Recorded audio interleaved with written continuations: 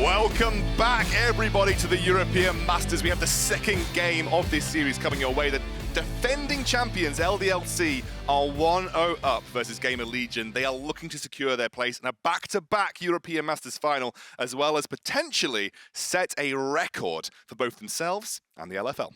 And I'm going to side a little bit with GamerLegion here because they came through the plains. They came from the plains, from the spring split as well. And I don't want to see the run end yet. I want at least a game 3. I want to see them clap back. LDLC played this textbook. GamerLegion know how to tear these textbooks up, completely tear them apart, and just go straight to game 3. Yeah, I think GamerLegion need to pull out something special here. LDLC are just the masters of incredibly by-the-book play, like you said. But if there is anybody that doesn't need to read from the book, it is GamerLegion. I just want to see them flex those muscles a little bit harder. Now, this changes a lot, the fact that LDLC are on red side, and any team that's facing GamerLegion that's on red side, because when you're on red side, you usually ban picks that you don't want your opponent to blue pick. With any team playing against GamerLegion having to perma-ban Heimerdinger and Ziggs from Hjarnan, this makes it extremely difficult. Something's gonna stay open. He's going to be a LeBlanc ban this time round. Vetheo has 2 target bans towards him with that Akali and the LeBlanc. We'll see where LDLC choose to go with their final ban. They're Hecarim this time round. Caitlyn open. Caitlyn is open. Is that GamerLegion though? Is Caitlyn? I know they can play it, but it's just so against the GamerLegion grain. I know, but you know what? You asked for something weird to come out of GamerLegion. They're going to turn it back 180, but no. That's not weird. They prioritize phones. Exactly. This is classic phones. It was banned against him in the previous game. You just give him the Ornn, you sit him in the top lane, and you remember we talked about GamerLegion struggling to have a form of actual engage, a form of just press the button and go so we can execute our comp. That's what Ornn has always been for them. And I really like how Exakick is going straight into the Jhin, because like, even if you pick the Caitlyn, we can match you on the scaling, we can match you on the distance, we can match you on anything in lane with the Jhin. So they're prepared for the Caitlyn, but also anything else that might come their way, because the Nico couldn't get out of lane either versus Exakick's Jhin. Wow, look at this straight up though. It is a Camille. Now, if this was leader, I'd be saying, oh, potentially flexible, but I'm assuming this Camille will be going over to Bando in the top lane. And Bando now given a bit more of a carry role here for LDLC. I actually really like that. I feel where we have seen Bando excel this year, at least, it's been on Camille's gangplanks, something more aggressive, give him a little bit of resources and he's gonna give you back a victory. He's been extremely good at playing these aggressive side laners, potential split pushes. I think it was Kadril who asked for the Vel'Koz. He got it. That was banned against them in the previous second ban phase here. GamerLegion not looking to go back to standard. They're looking to continue the GamerLegion standard, which is just anything that isn't standard. And we'll see what their final pick on blue. People will be completely confused. Which standard is standard, guys? It's going to be a Rabble with the Graves here. So looking to at least match TynX in its kind of jungle power farming. He was supposed to be able to do that on the Nidalee, but was put behind a little earlier on. But Rabble going back for another sort of heavy farming jungler with the Graves. Honestly, I can only assume that maybe the Vel'Koz will be falling into Nite's hands. It's usually flex between Nite and Hjarnan, the Vel'Koz. But now here you can give him as much priority as he needs by pushing the waves really quickly and the Graves in whatever he wants. If it ain't broke, don't fix it. So TynX. I like that. I really like the Skarner. It feels sometimes like a trap. You're like, yes, Skarner, free win. It had I think it has something like a 90% win rate right now. The only game that's been lost on Skarner was the Gamers Origin 1 game that gave LDLC the ticket to the semifinals right now. So Skarner's still pretty strong. Yeah, and TynX happy to flex that in any game that he chooses. And remember, LDLC are 1 win away from back-to-back finals here for the European Masters. GamerLegion, both of these teams came from the play-ins. This is an all-play-in semi-final, and GamerLegion are looking to follow the steps of the Berlin International Gaming run in summer 2019. But they are a very different style of team to Berlin International Gaming. They are a wild, like, as you said, witch's cauldron of drafts here. And they just need to make that work. It's worked because often people don't know how to deal with it. But have we seen Have we seen enough from GamerLegion for the teams to be able to get a read on them? That's my question. I don't think so. This is why I feel like a lot of people are like, please get them to go to the finals. We love the drafts. We love the crazy. We love all these champions we don't necessarily see in the meta. They're pulling it out and they're making it work. I feel this is why the fan favorites, if you will, due to the way that they play. But we mentioned last time from LDLC, Vetheo didn't want to go with the Orianna. I feel right now it's an extremely great pick. You saw how the Syndra was suffering in the early game. Now with the shields and the speed ups and the shockwave, he can have a lot more agency, if you will, in the early game. It is going to be a Bard ban against YellOwStaR, and I'm going to go out on a limb here. I think YellOwStaR was the MVP of last game. I think his roaming, his teamfight setup is in teamfight resetups. That last ultimate, oh boy. It was beautiful from YellOwStaR, and that kind of highlights what the European Masters is about. I know we spend so much time talking about the amateur players, you know, the rookies like Exakick and Vetheo, but YellOwStaR has got, what, 8 years of competitive experience under his belt. This guy is the most veteran player, I think, you know, still playing the game at this kind of competitive level. And the European Masters is about showing that these veterans still have what it takes as well. And YellOwStaR, that last game on the Bard, absolutely. But I heard that little exhale there, Trouble. It is going to be Jayce locked in with Sett here for GamerLegion. Yeah, the Sett, I'm assuming, is going down to Visdom in the bot lane, even though I can't necessarily say anything for sure, because we could potentially see Hjarnan playing the Jayce together with the Vel'Koz down the bot. I just, in general, really like Sett as a pick. I think he can excel in giving you the engage and the disengage, and there's going to be a bunch of engage coming here from LDLC. Everyone can deliver the Orianna ball, whether it's Camille, Skarner, or the Rakan from YellOwStaR. Looks like our comps are settling in here then. So GamerLegion, that flexibility between Hjarnan and Nite paying dividends as it allowed them to go into that Jayce for Nite in the mid lane. It is a wild composition from GamerLegion, but we would not expect anything else from the mad scientists of the Prime League. They're going into a relatively standard setup for LDLC, kind of bread and butter, you would say, for this team. Front to back, again, they have their engages, their tanks, their disengage. They literally have everything into their kit. They have to play textbook League of Legends and they will win like they did in the previous game. I want to see more from GamerLegion. I want to see pedal to the metal. I want to see them excel in the early game. Rabble doing what he knows best. Ahead at 15 in gold, ahead at 15 in CS, ahead at 15 in experience, and translating that on the map. On the map we are. GamerLegion, they need the win now or they are going home, and LDLC will be booking their place in that final versus the winner of Mouse and Ago Rogue just later on. LDLC definitely have had a bit of a tumultuous regular season in the LFL. I mean, they are not hot in that league right now. You know, the people like Gamers Origin are way above them in the standings, but when it comes to playing their best when it counts, LDLC are just somehow capable of pulling out all the stops, and they have really been doing that through this European Masters. I'm gonna steal something from the LEC rap battle. It feels like playoffs activates them. Yes. Because the LFL has not yet completed, so we can't necessarily be sure who is the true first seed from the LFL. LDLC could very well take it when playoffs comes in on that side, but more importantly, it doesn't matter what happens in the LFL. We said they were the strongest region. They bring 3 teams into playoffs, but LDLC is the one that remains. LDLC is the reigning champion and they're defending their throne. Late invade coming in here for GamerLegion. Now LDLC are not quite set up to be able to deal with this. TynX is there on the Wolves. Exakick trying to buy some time around that blue buff, but it is a late blue invade. Will LDLC do anything about this is the question. Oh, I like what Nite is doing there. He found TynX. They're trying to completely push him out of his jungle. I thought TynX was extremely clever, starting from the Wolves, so they can't take the entire quadrant of his jungle. Really clever from Nite. Finds him out. That means he has to completely bail.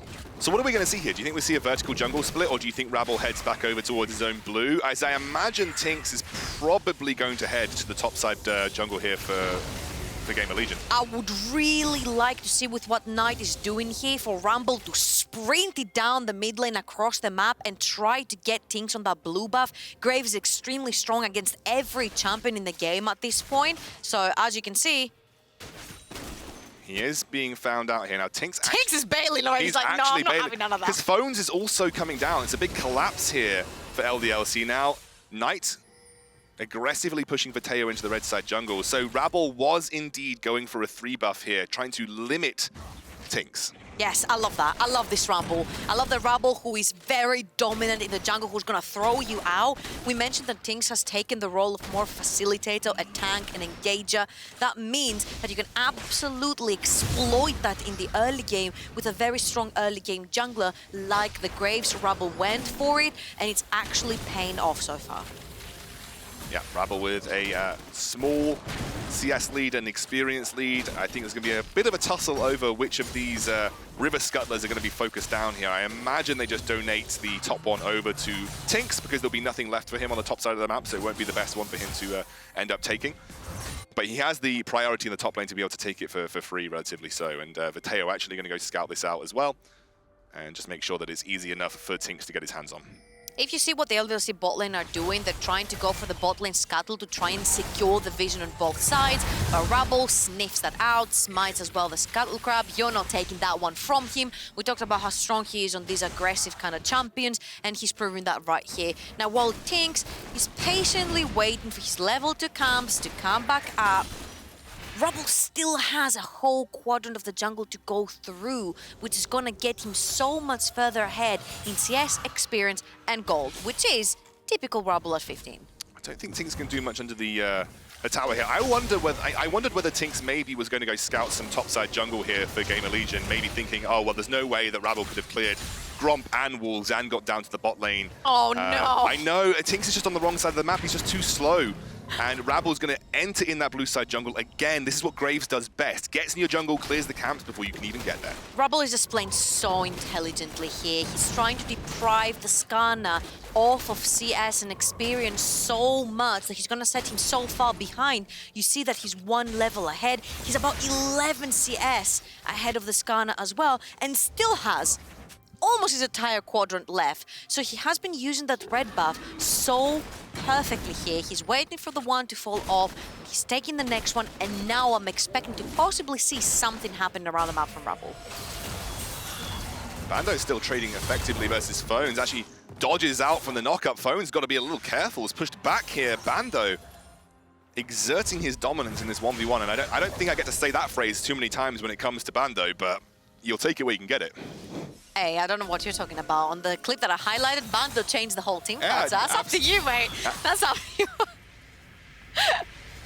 Still good stuff from Bando. Hasn't generated a huge CS lead, but you can just see he's putting Phones into pressure. Wave is going to push towards Phones here, so I imagine Bando's going to have to teleport into a riskier location to stop this from freezing. Ooh, LDLC here gonna sneak a free dragon due to all the freezing that's going on in the top lane and all the resets coming in from GamerLegion. That is a great first dragon to secure because it doesn't allow GamerLegion to stack them and get soul point very early on, where LDLC's composition won't have peaked by then.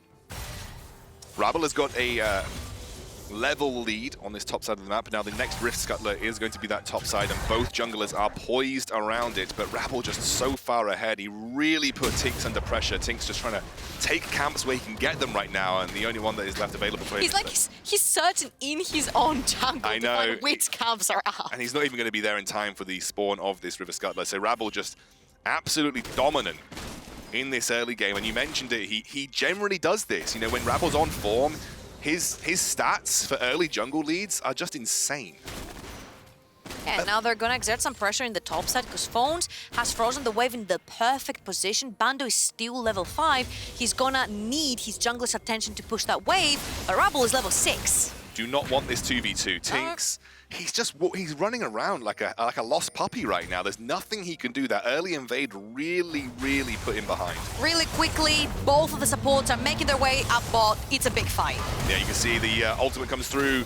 The Ornn there. Bando now the target. Rabble can flash forward for this if he wants to. Doesn't need to because he has that ultimate available. YellOwStaR not there in time.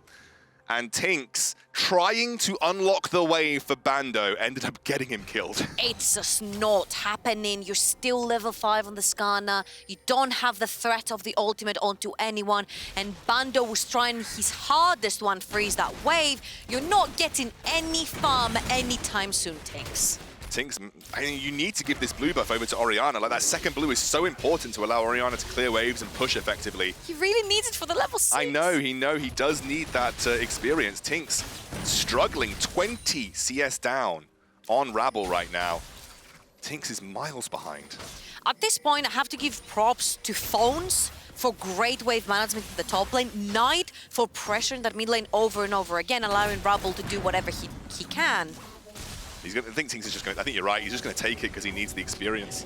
He's not even level 6. Oh, he's level 6. It's kind of when your mid laner pings like, I really need that blue buff. The Jayce will never leave lane if I get that blue buff. I was like, sorry, mate, I'm still level 5. Oh no. However, apart from the... I love how he's been highlighted walking from one side of the jungle to the other. It's just like the walk of shame, isn't it? It's like I can't get my own jungle because the enemy jungler is like, well, was 2 levels up on me. Because I don't have a jungle anymore, basically. Exakick taken pretty low from the light bomb disintegration rate from Hjarnan. Just trying to push this wave in. That first plate should drop down. Oh, close actually. So basically, we see why Phones on that Ornn was prioritized. It was where the first fight happened. He's about 20 plus CS ahead onto Bando because his wave management was stellar. He denied a lot of fire from Bando, which means that the Camille will not reach that Trinity Force power spike as quickly, whilst the Ornn will be able to stack a lot of defenses earlier on. Now, Rabble doesn't see the scuttle going down. Oh, Hex Slash across the wall here. TynX has to be a little careful. Phones will force him away as that's a huge amount of damage. Nite picks up the kill onto TynX. This is GamerLegion activated right now. Their early game online, the skirmish is going in their favor and all facilitated by the strength that Rabble has given them just in that pure jungle 1v1. This is Rabble at 15, baby, and we don't even have 15 minutes into the game yet. It's just 9. He's ahead in CS, he's ahead in gold, he's ahead in experience, he's ahead in having 2 jungles instead of 1 for himself. He just bought another property, and this Rift Herald, most likely, he's gonna be going towards that top side. I'm actually expecting Rabble to take all the gold on his own on one side lane and just completely keep on funneling gold into that grave. Yeah, Warrior already completed for him, by the way. He is looking monstrous right now. TynX is just in a sad position, like almost 2 level advantage being picked up by Rabble as well. GamerLegion in a strong position, but we've seen GamerLegion in strong positions in the early game before, and it hasn't worked out for them. So we need to see them continue that trend. Bando leveled down. 20 CS? Where did this happen from? He goes engages onto Phones. That is YellOwStaR looking for the knockup. Onto that Ornn in the top lane, but a great knockup comes through. Now Bando the target as Rabble is there, believe it or not, and he is doing the damage. They'll trade out and get the kill onto Phones, but they will be forced off that tower. But in the meantime, TynX gonna try and isolate the Sett, pulls him back through the shockwave, comboed onto him, and now Visdom trying to escape this 2-man death squad. LDLC will get some kills in their back pocket, and they're even gonna go for this second dragon. I love how you mention it. It's like LDLC will always have a way of returning.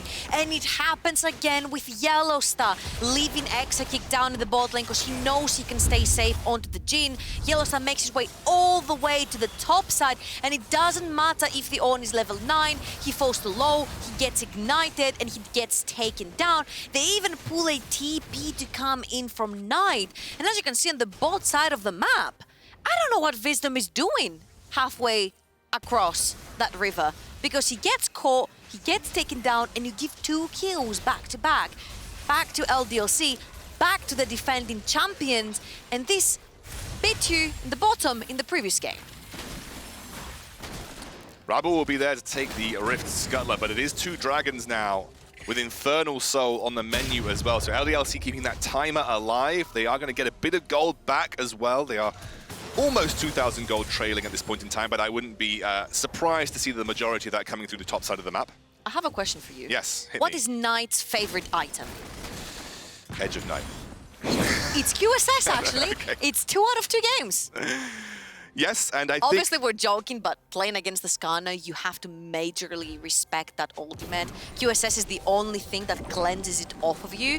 Again, we see Rabble, top side. Rabble there, but he's actually going to get caught out by TynX potentially as the flash comes through. Rabble taken down very low. That's the knock-up, and now TynX is in trouble. GamerLegion collapse. GamerLegion kill. Nite is there every single time Rabble wants to make a play. It's the mid-jungle top synergy that's coming through from GamerLegion. This is what we wanted to see. 2-0 for Nite, 2-0-2 for Rabble, 100% kill participation for the GamerLegion jungler, and this is them being locked through the map. Having phones and something that you also mentioned, he's very comfortable all the Ornn. He starts all the fights. Rabble is there, Nite finishes them. Exakick taken down low by Hjarnan, YellOwStaR, and Exakick have been very, very quiet in this game thus far because all of the action has been on the top side of the map. I mean, we've barely had time to talk about the bot lane, but that was a huge value in sort of a Rift Herald, because there's 2 turrets now that Phones was able to crack open with a single Rift Herald. Bando on a carry, you know, that we were supposed to see him find side lane pressure with. He is 40 CS or so down, 2 levels down on Phones. What happened, like, for Bando? I didn't think it went that bad in the 1v1, but it just feels like Rabble has had such an impact here. This is sort of a matchup that should go Camille's way, but it went Phone's way. This is why you see the Ornn being so prioritized. They first picked it. They knew it was Phones. They wanted it for Phones, and it's actually paid off. He's ahead in everything. He's also 1,200 gold ahead. And also, the Ornn basically plasters over one of the major issues that GamerLegion had in the previous game, is when you had an early game lead, GamerLegion was struggling to do anything with it. But when you have an Ornn horn, you have the Ram Jam, you can just slow it, throw it down, and that allows you to force a fight straight up and make use of that gold advantage and the item advantage that you have. Now, I can see LS somewhere in the background screaming for Bando to freeze his way where he is and allow more and more minutes to continuously keep coming at him. I really want Bando to actually do that, try to funnel as much gold as possible. Now he's alone on the side lane. TynX tries to get in with the X-Flash onto Hjarnan, but Hjarnan has his own flash available. He will not be thrown into the pit. And Vetheo just desperately clearing out with this blue buff, trying to buy time and stop that mid lane tier 1 from dropping too quickly. But it does look like a dire situation for LDLC right now. All of the cards are in GamerLegion hands, and I don't know if they're ready to give them up just yet. Rabble has got such a ridiculous lead. At the end of the day, I feel like LDLC also have a plan B, because they're like, okay, boys, #we scale. We could sort of try and chill back, try to push our lanes, get a little bit more fed. The good thing that's running for them is that they have 2 dragons, so they won't be fighting for soul point anytime soon about it. So they can just chill back right now. They can just keep on pushing waves. The main thing they need to keep down is their vision to not get flanked by Rabble and Phones, because these are the 2 main moving gears of the entire GamerLegion squad right now. And if GamerLegion were to win, we've talked a lot about what it means for LDLC to get to the finals, but if GamerLegion were to get there, that's a play-ins run that rivals that of Berlin International Gaming in 2019, but more so than that, because we have 2 Prime League teams in the top 4, we could be looking at an all Prime League final, should Maus win later on as well. Again, that is like a redemption from spring, because honestly, and I don't even think the Prime League would mind me saying this, their spring was abysmal. They really did not have the performance that they would have wanted as a region in the spring 2020 European Masters. But summer, what a resurgence from this team and this region. Yeah, absolutely. I do love the Plains champion sort of story. LDLC are doing the same. Yeah. They're like, yeah, we got the easy run last split. Now we wanted it to be a little bit harder. We wanted to challenge ourselves. It's like New Game Plus for European Masters. You're playing on hard mode. Yeah, exactly. You win the easy mode, and then you've got to go in and win hard mode. And this is what LDLC are doing, making that play-ins run. Rabble here being a little careful, being zoned away by Vetheo. LDLC are keen to contest this, but the teleports are coming out. Yeah, the second you bring Phones there, you see that LDLC is like, whoa, whoa, whoa.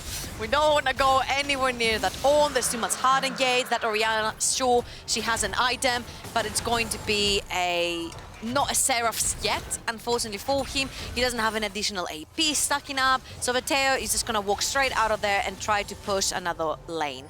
Now, this is it. This is the go button. The Ram Jam comes through. Exakick gets knocked up, and the engage comes through. Hjarnan will disintegrate Exakick, and GL will take the turret. They'll take the turret in the mid lane, which, if we remember from the previous game we just watched, was so huge for LDLC in game number 1. GamerLegion are gonna have the same impact with that here. Bando needs to literally run for the hills. He really does. Visdom has that ultimate. He should suplex Bando back into lane. Bando's already used that hook kick to try and get out, and Rabble's here. Huge damage coming through. Hjarnan will pick up another. TynX could not save his top laner. And GamerLegion, they are on fire right now. Hjarnan kill securing, kill after kill, one in mid lane, one in the top lane. They're taking everything. They're taking the entire map. They're pushing their lanes. As you can see, mid, bot, and top are now pushing for GamerLegion. They have absolute control of the game. The Jhin has to think twice before pushing down that mid lane. He needs YellOwStaR there with him to help him to push that wave because he has no tower behind him. And they also get Shirley. You see, Exakick thinks, I'm fine. I've got YellOwStaR on my side, I've got TynX on my side. What he doesn't have, though, is too much HP, and he ends up melting to the Vel'Koz. What he did have was flash, though. He could have flashed if he really wanted to. I don't necessarily think that even if he flashed there... He might not have been able to escape, I agree. But you could have pulled so many other flashes from your opponents, sort of like a scenario where you're like, is it worth it, though, burning my flashes for a couple other flashes? I don't think so. I think what we're seeing here is kind of a, and this is going to be quite a visceral word for it, but almost like a castration of LDLC in the sense that, you know, TynX has been the driving force for their success, and you saw it in the last game. You saw TynX be the primary engager, the guy who found the picks, the guy who set up the plays, who always made the fights happen. As soon as you put TynX in a situation where he can't get the experience and the gold necessary to have that role, look at the difference for LDLC and look at the difference for GamerLegion. Remember what we said about Skarner? The win rate that he has, about 90-something%. It's a trap. You get put into the trap of forcing your opponents to buy the QSS, so they fall behind in gold. I'm gonna get a champion that wins so often. No, it's a trap. They trap TynX into thinking that LDLC, I'm in trouble. Here comes the Ornn once more, but it doesn't even need it. Hjarnan so strong, and Shirley will take down the second tier turret in the mid lane for GamerLegion. LDLC look toothless in these engages. They have nothing to say when GamerLegion rock up to the door with the engage. YellOwStaR keen to force the fight, but I don't know if this is what you want. Here comes the curtain call. The first time I think we've seen it this game. Zoning away GamerLegion, but I don't think it will pick up any kills. And still Nite able to... Yeah, exactly. Meanwhile, Nite able to take another turret in the bot lane. I love this. This is prime GamerLegion. They're pushing everything. They're pushing their advantage. They know that they have a very strong mid-jungle duo. They're using phones to the maximum with that Ornn. This is why we mentioned that a team on the red side playing against GamerLegion is like being put on a double-edged knife. You don't necessarily know what to do because you have to ban specific champions, but then you're gonna leave some others open. We see the case happening here. Bando dives over the wall onto Rabble. That was completely blind as well. He does have that Hextech ultimatum to buy some time. Here comes TynX as well. Are they going to trade back? They will. The shutdown comes through for TynX. Bando, unintentionally, finding a very important kill for LDLC. Yeah, just face checks into that brush right there, finds Rabble, and there's so many other members from LDLC closing in. YellOwStaR will be able to make it out, and this is how the comeback started in the previous game. They start catching Rabble where he shouldn't have been. They started taking him down. Now they got his shutdown, which means that a 4v5 favors LDLC, so they can alleviate some of the pressure from GamerLegion, get some time to breathe. Let's take a look at some of the items that we're seeing coming through at the 20-minute mark here then, Trouble. Anything that sticks out to you as being like a huge spike? Yeah, I really like the Sanguine Blade for Rabble. I see him going straight into TynX's jungle and trying to sort of soloing out each and every individual that he's going to be finding. Of course, the unique passive from the Sanguine Blade works with only one member around it as well. So I really like the aggression coming out of Rabble. It translates into his items.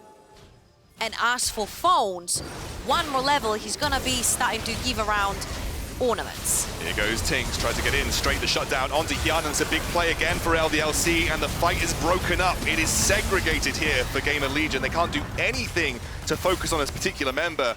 And LDLC find yet another pick here facilitated by TynX. You do not find LDLC in the mid lane. They did that versus Gamers Origin and they came out ahead in the whole series. There's more. Yeah, chain CC onto phones, but he will be able to buy some time. The Hextech ultimate comes through as the flash is there as well. Bando taken low. He will be forced to dive away. Rabble still a threat. and you cannot ignore him. Hjarnan 2 times in a row refuses to buy QSS, and he has been TynX's target from the start. Literally, the last game ended with everyone having QSS except Hjarnan. TynX dives in. Who does he catch? Hjarnan. Now the Vel'Koz here overextends. They can see him on a wall. So TynX is like, okay, I've got my target, guys. I'm just gonna flash in for it. They get the speed up from the Orianna ball as well, and they catch Hjarnan off guard straight away. I just really want to see Hjarnan get a QSS so he's no longer a target, because he blew his flash, he blew everything there, he still went down. Yeah, Rabble and Nite already have that in their back pockets, by the way, so they are immune to an extent from that Skarner ultimate. But LDLC, they are slowly but surely just finding edges where they can, but GamerLegion going to set up for this Baron. They're going to go for it immediately. LDLC not in the best of positions. They don't really have the vision control for it, but they know something's up at this point in time. They know there's no flash on TynX, but he does have the Hex Flash, and Phones is going to play bodyguard duty. He is. TynX actually making his way around. It's taken down very low. Can he get the Hex Flash across the wall? It has to be soon. It has to be very, very soon. There's the Shockwave, but the GamerLegion smite is true. They will take the Baron, and LDLC can do nothing about it. He tried, in all honesty, to get the Hex Flash through, and then he got smoke screened by Rabble. The same way that they found Rabble in the previous game, he did that to TynX. That was a really quick Baron call from GamerLegion. Now they're allowed to use that split with Hjarnan. Hjarnan again, going to be the target. The blue smite comes through, he gets pulled back. QSS ringing in the back of Hjarnan's brain, as is another pick here for LDLC. They're going to follow up on 2 phones. That's going to be the charm coming through. Nice knock up onto TynX. They have to convert it now as Nite commits to the fight. Here comes Bando straight onto Visdom with the Hextech ultimatum. Beautiful shield. And Visdom may be able to escape. He will. In the meantime, though, Bando chasing down Nite. Rabble now the target for YellOwStaR and Vetheo.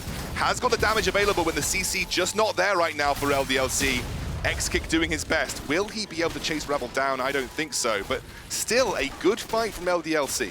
And they keep on finding these key targets, and by key targets, I mean Hjarnan.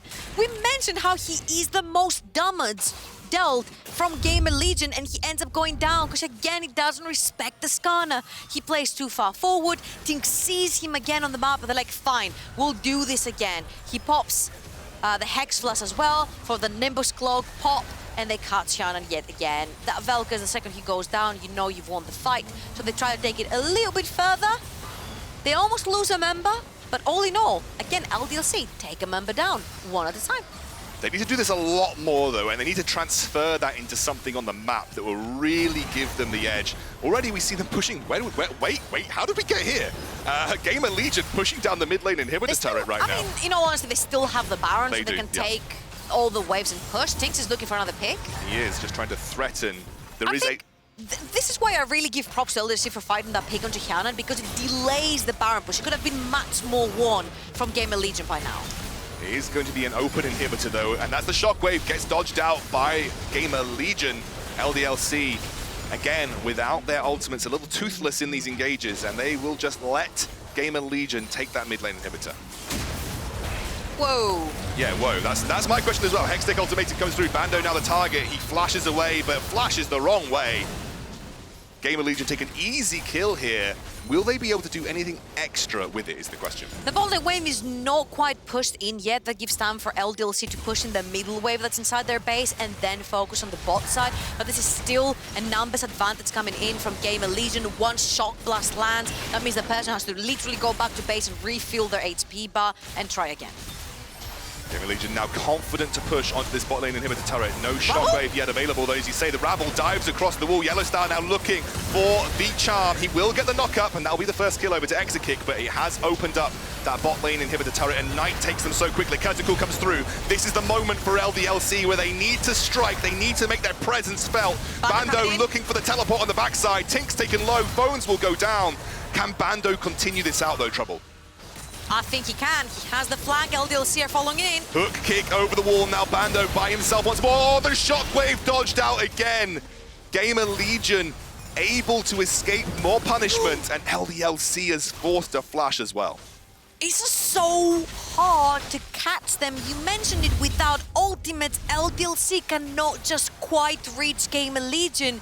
because their kiting ability is immense. Rabble here, I'm like, are you sure about this? But he just dives into 3 people. Visdom ends up being the one straight up punished because he doesn't have a Qs available for him. And now you see all the kiting abilities from GamerLegion happening. Fawns is tanking everything in the front line. He allows Hjarnan, Rabble, and Nite to sort of kite back. They're cutting off the way from Bando, and we might have yet another fight, but all in all, you see that you just cannot catch GamerLegion. Yeah, they are able to. They've been dodging these shockwaves so nicely. It is going to be the sole point dragon here for GamerLegion.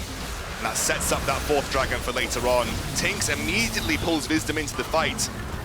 The Ornn will take a lot of damage. And actually, LDLC realized it's just not the best position for them, but GamerLegion are going to use this advantage and push down towards either top or mid. Oh, that's perfect. There's like 2.5 waves pushing in on the top side for GamerLegion. Great wave setup right there. They put themselves on salt point. They're going to push in the mid lane as well, potentially take that top lane tower. And don't forget, in 1 minute almost, there's another Baron spawn, and that means LDLC have to take a decision. And again, they can't defend it. Every single tower outside their Nexus turrets have fallen.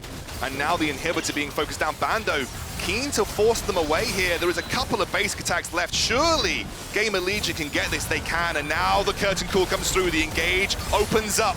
It is going to be another defensive play by Visdom, trying to buy some time as he is grouping up LD. Oh my god, the Lightform Disintegration Ray! Absolutely monstrous. About as monstrous as the shockwave coming out from Vetheo. And Bando on the backline by himself.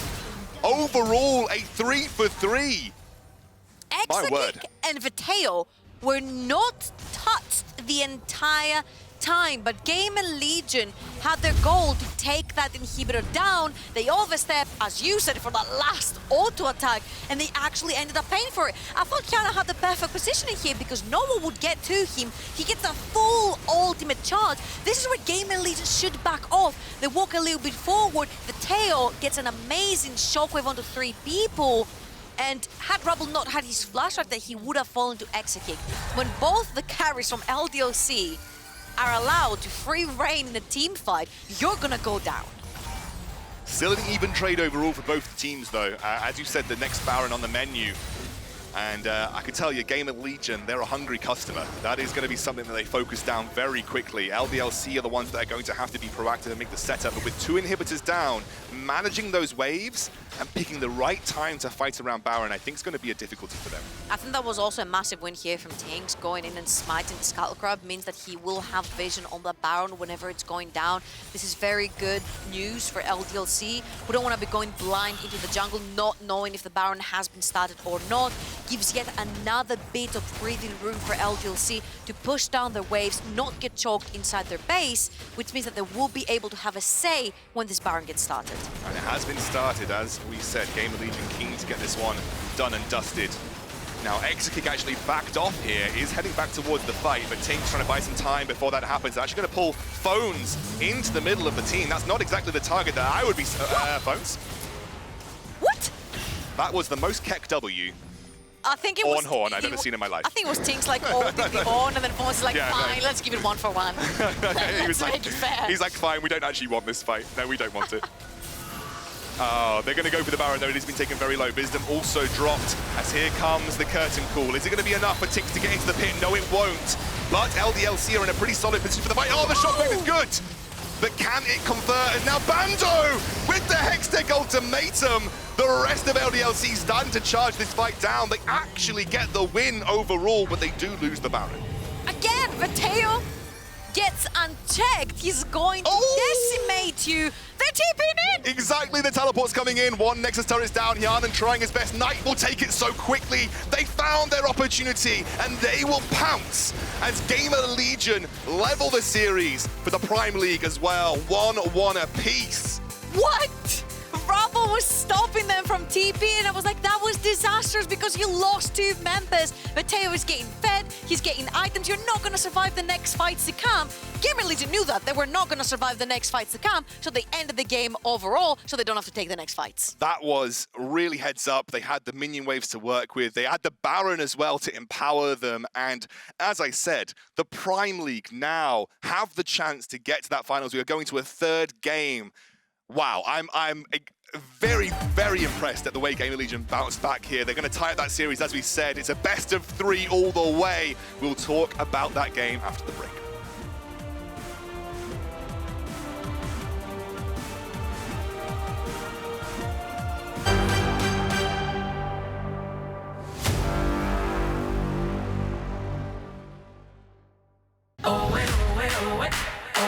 I'll show you magic.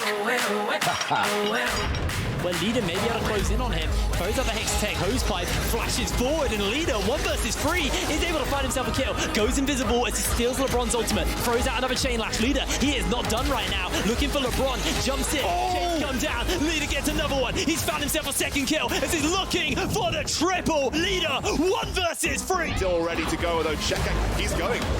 Still got a lot of HP as now Pretty Re goes in, looks for the taunt, straight onto the Orianna as they'll get the kill. The triple kill there for Warden. He's still going as they're running down onto Deathless. Another big taunt, the quadra kill. They're going to give it to him surely, and it's a pentakill for Warden. That is a huge engage coming through. The first kill is going to Punisher, and actually Smiley taken down. Maybe you are sharp killers yourselves. So Kui taken low. On the backside of the fight, though, you've still got Blue Resort. The triple kill, looking for the quadra as Bando chasing down to Kui. The quadra kill, get the penta. He's going for it. Another Graves pentakill in the European Masters. Traps are being placed down by Exakick, and this will actually zone Gooby out for the moment. As he takes a kick, they're just going to go for the insect back into the laser beam. First blood picked up Exakick, and now Vetheo jumps in with a distortion, gets the chains onto the Sirocco. The knockout comes on into 2. As Ekkas onto that. Here's a big ultimate coming in from the Lilia. They've been able to find themselves one. SMS just turned this around, and everyone on LDLC is falling to the wind. Watch this. They reset. Gooby is still just firing off these rockets. He's got a lot of damage. He's made it. He flashes. Gooby gets 2. Gooby is still hungry. For my next trick, I'll make their life bar disappear. Zyko is getting close to the turret, and there we see the dive in. That does not hit. Zyko chooses to go back in, flashes forward. He's going big on Nite. Does he find the solar kill? He turns it around, and it is a beautiful kill from Zyko. Just Visdom helping them get away here, really. Look at the fight. The flash goes into the Pop Blossom. Get ready. The corners, the Vanguard's edge is thrown down. That's 2 already for GamerLegion.